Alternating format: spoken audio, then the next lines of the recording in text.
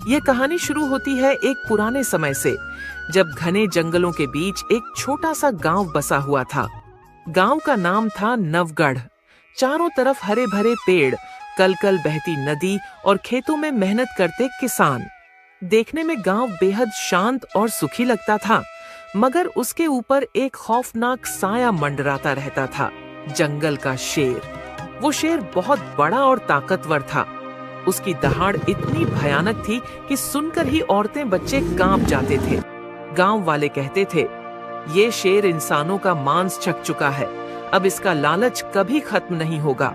हर दूसरे तीसरे दिन कोई न कोई चरवाहा, लकड़हारा या खेत में काम करने वाला आदमी जंगल से गायब हो जाता। लोग मान चुके थे कि ये शेर उनकी मौत का देवता है। गांव में एक डर का माहौल था। सूरज ढलते ही सब अपने घरों के दरवाजे बंद कर लेते। कोई जंगल की तरफ न जाता, और अगर जाना भी पड़ता तो हमेशा झुंड में जाते। उसी गांव में एक लकड़हारा आदर्श रहता था। वह दुबला पतला, साधारण कपड़े पहने, हाथ में कुल्हाड़ी लिए वो रोज जंगल में लकड़ी काटने जाता। लेकिन आदर्श बाकी गांव वालों से अलग था। वो शेर से डरता तो था, मगर उसका मानना था कि डर से अगर इंसान काम ही छोड़ दे तो जिंदगी कैसे चलेगी। उसकी पत्नी कई बार कहती, आदर्श, पागल हो गए हो क्या? सब लोग जंगल छोड़ चुके हैं और तुम रोज वहां चले जाते हो। अगर शेर ने देख लिया तो। यह सुनकर आदर्श मुस्कुरा देता और कहता, शेर ताकतवर तो है, लेकिन अक्ल नहीं लगा पाता, और जो इंसान दिमाग लगाता है उसे कोई जानवर हरा नहीं सकता। धीरे धीरे हालात इतने बिगड़े कि गांव के बुजुर्गों ने पंचायत बुलाई। सब लोग इकट्ठा हुए और बोले, अगर ऐसा ही चलता रहा तो पूरा गांव खाली हो जाएगा। हमें कोई रास्ता निकालना होगा। किसी ने सुझाव दिया, हम सब मिलकर शेर को मार डालते हैं।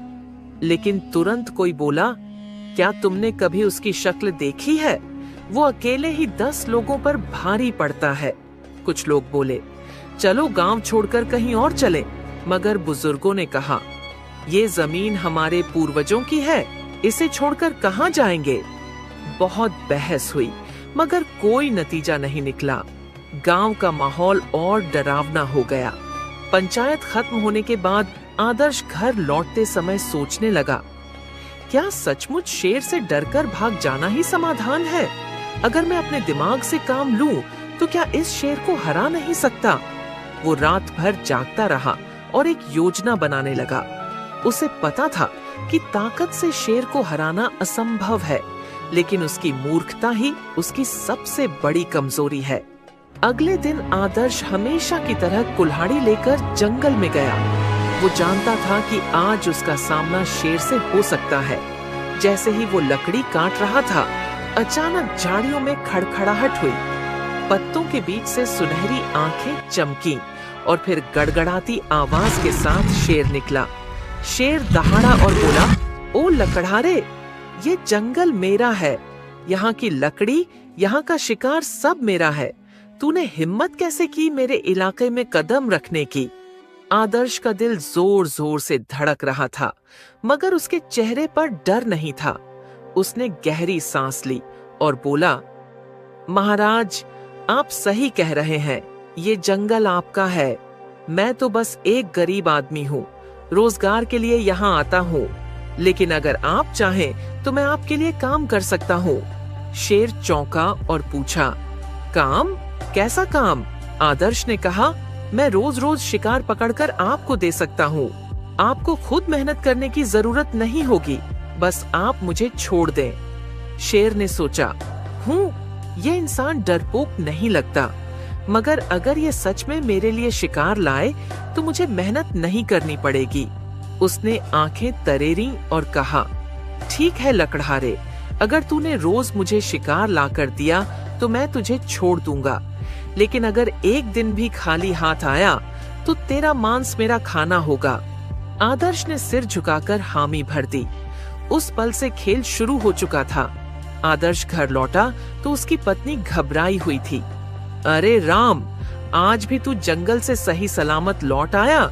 सुना है शेर तुझे देख चुका है।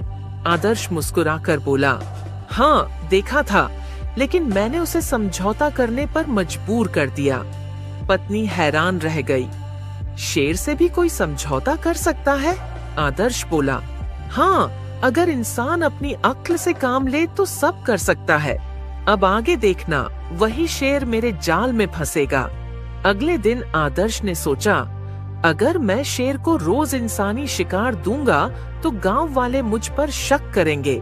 मुझे ऐसा रास्ता निकालना होगा जिसमें शेर भी खुश रहे और गांव वाले भी बच जाएं। उसने शेर के लिए एक मोटी तगड़ी बकरी पकड़कर ले गया। शेर ने बकरी देखते ही दहाड़ लगाई। वाह लकड़हारे, तूने तो मजा दिला दिया, अब तू वाकई मेरा आदमी है। आदर्श ने हाथ जोड़कर कहा, महाराज, मैं तो बस आपकी सेवा कर रहा हूँ, लेकिन ध्यान रहे, असली ताकत सिर्फ आपके पास है। शेर गर्व से हंसा, सही कहा, जंगल का राजा मैं हूँ। तुझे मैं इसलिए छोड़ रहा हूँ क्योंकि तू मेरी सेवा करता है। आदर्श मन ही मन मुस्कुराया। यही तो इसकी कमजोरी, घमंड और मूर्खता है। धीरे धीरे आदर्श रोज कुछ न कुछ शेर को ले जाता। कभी खरगोश, कभी बकरी, कभी सुअर। शेर मजे से खाता और आलस से पेड़ों के नीचे लेट जाता। गांव वाले यह देखकर हैरान थे। ये कैसे हो सकता है? जहां शेर के डर से कोई पास नहीं जाता, वहां आदर्श रोज जाता है और सही सलामत लौट आता है। कुछ लोग तो पीछे पीछे गए और देखा कि आदर्श सचमुच शेर को शिकार खिला रहा है। गांव में अफवाह फैल गई, आदर्श ने शेर से दोस्ती कर ली है। कहीं ऐसा न हो कि शेर को इंसान का स्वाद दिलाकर वो हम सबको ही खतरे में डाल दे। गांव की पंचायत में फिर चर्चा हुई। कुछ लोग बोले, आदर्श गद्दार है, वो शेर को ताकतवर बना रहा है। मगर कुछ समझदार बुजुर्ग बोले, नहीं, हमें जल्दीबाजी नहीं करनी चाहिए। हो सकता है आदर्श के मन में कोई चालाक योजना हो। एक शाम शेर आलस से डकार लेते हुए बोला, लकड़हारे, अब मैं इन छोटे मोटे जानवरों से ऊब गया हूँ। मुझे कुछ बड़ा चाहिए, कोई इंसान। आदर्श का दिल धक से रह गया, मगर उसने चेहरे पर डर नहीं आने दिया। वो बोला, महाराज, इंसान का मांस तो सबसे स्वादिष्ट होता है, लेकिन उसे लाना आसान नहीं। अगर आपने वादा किया कि मुझे नुकसान नहीं पहुंचाओगे, तो मैं इंसान का शिकार भी दिला सकता हूँ। शेर की आंखें चमक उठीं। सचमुच? अच्छा, तो फिर जल्दी से इंसान का इंतजाम कर। आदर्श ने मन ही मन सोचा, अब वक्त आ गया है इस मूर्ख शेर को फंसाने का। अगले दिन आदर्श गांव में आया और सबको इकट्ठा किया। उसने कहा, गांव वालों, शेर इंसानी मांस की मांग कर रहा है, लेकिन डरने की बात नहीं है। मैंने उसे समझा दिया है कि हमारे गांव का सबसे ताकतवर आदमी मैं हूँ। अगर उसने मुझे हरा लिया तो वो मुझे खा सकता है, और अगर मैं जीत गया तो शेर को गांव छोड़ना होगा। गांव वाले स्तब्ध रह गए। तू पागल हो गया है आदर्श? अकेला शेर से भिड़ेगा? आदर्श मुस्कुराया और बोला, चिंता मत करो, मैं बल से नहीं, दिमाग से लड़ूंगा, और यही उसकी हार होगी। शाम को आदर्श शेर के पास गया। महाराज, मैंने गांव वालों से बात की है। सब मानते हैं कि इंसानों में सबसे ताकतवर मैं हूँ। अगर आपको सचमुच इंसानी ताकत का स्वाद चखना है तो मुझे ही खाइए, लेकिन उससे पहले आपको मेरी ताकत का इम्तिहान लेना होगा। शेर हैरान रह गया। तू खुद को मेरा शिकार बना रहा है, और इम्तिहान कैसा? आदर्श ने रहस्यमय अंदाज में कहा, जंगल के बीच एक खाई है, वहां मैंने अपने सबसे बड़े दुश्मन को कैद करके रखा है। वो मेरे जैसा ही ताकतवर है। अगर आप उसे हरा दो, तभी आपको हक है मुझे खाने का। शेर की आंखों में लालच चमक उठा और वह बोला, ठीक है लकड़हारे, कल सुबह मुझे उस खाई तक ले चल, मैं तेरे दुश्मन को चीर फाड़ कर रख दूंगा। आदर्श मुस्कुराया और मन ही मन कहा, बस यही तो चाहता था मैं। सुबह का समय था। जंगल की हवा में अजीब सी ठंडक और सन्नाटा था।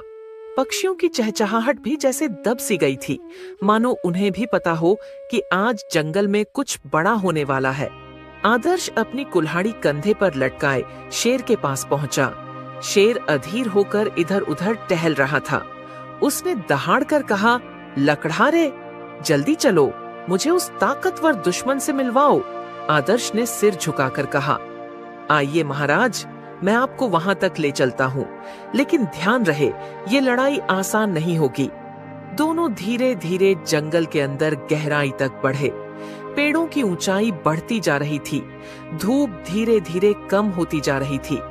जैसे जैसे वो खाई के पास पहुंचे, हवा ठंडी और डरावनी हो गई। शेर गरजते हुए बोला, लकड़हारे, तेरा दुश्मन चाहे जितना ताकतवर क्यों न हो, मेरी एक ही दहाड़ से कांप उठेगा। आदर्श ने मन ही मन मुस्कुराकर कहा, बस थोड़ी देर और, मूर्ख शेर। आखिरकार दोनों एक गहरी और चौड़ी खाई के पास पहुंचे। खाई इतनी गहरी थी कि नीचे झांककर देखने पर सिर्फ काले पानी की चमक नजर आती थी। उसके चारों ओर खामोशी थी, बस कभी कभी हवा की सरसराहट और पानी की लहरों की आवाज आती। आदर्श खाई की ओर इशारा करके बोला, महाराज, यही है वो जगह, और नीचे पानी में है मेरा सबसे बड़ा दुश्मन, एक और शेर, उतना ही ताकतवर जितने आप। शेर ने हैरानी से नीचे झांका। पानी में उसे अपना ही प्रतिबिंब दिखाई दिया। उसकी सुनहरी आंखें, उसका विशाल शरीर और उसका खूंखार चेहरा। शेर दहाड़ा और बोला, आह, ये तो सचमुच शेर है, और लगता है ये भी मुझे ललकार रहा है। पानी की सतह पर लहरें उठी और उसका प्रतिबिंब हिलता डुलता दिखाई दिया। शेर गरज कर बोला, लकड़हारे, तेरा दुश्मन अब मेरा शिकार बनेगा, देखना मैं इसे चीर डालूंगा। आदर्श ने शांत स्वर में कहा, महाराज, अगर आपने इसे हरा दिया तो आप सच में जंगल के सबसे बड़े राजा कहलाएंगे, फिर आपको मुझे खाने का हक भी मिलेगा। शेर ने छाती फुलाई और दहाड़ते हुए कहा, हाँ, मैं साबित कर दूंगा कि जंगल में मेरा कोई मुकाबला नहीं। वो उछलने के लिए पीछे हटा। उसके पंजों से मिट्टी उड़ रही थी, आंखों में आग थी। आदर्श ने एक आखिरी बार मन ही मन प्रार्थना की, हे भगवान, मेरी इस चाल को सफल कर देना। अचानक शेर ने जोरदार दहाड़ लगाई और खाई में छलांग लगा दी। उसका विशाल शरीर हवा में लहराता हुआ सीधे पानी में गिरा। धड़ाम!